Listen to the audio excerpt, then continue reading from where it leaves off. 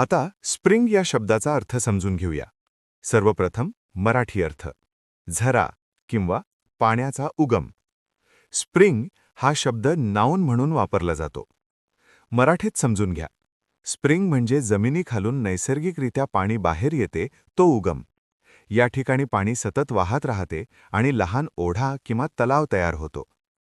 English meaning: a natural source of water that flows from the ground. Easy one line definition: a natural water source from the ground. आता synonyms पाहूया. Water source, fountain, wellspring. हे शब्द पाण्याचा नैसर्गिक उगम दर्शवतात. आता antonyms पाहूया. Dry land, desert. हे शब्द पाण्याचा अभाव असलेले भाग दर्शवतात. आता उदाहरणे पाहूया.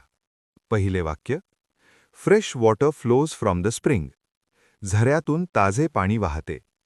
जमिनीखालून बाहेर येणारे पाणी सतत वाहत आहे. आता मित्रांनो, थोडा विचार करा.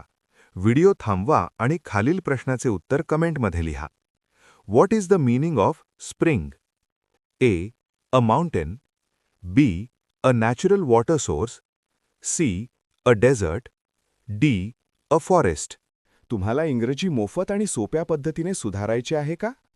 नियम अकॅडमीचा बेसिक इंग्लिश व्होकॅब्युलरी आणि ग्रामर कोर्स पूर्णपणे मोफत जॉईन करा. आत्ताच हा नंबर नियम अकॅडमी इंग्लिश नावाने सेव्ह करा. 9270275060. नंतर व्हॉट्सॲपवर हॅलो सर असा मेसेज पाठवा.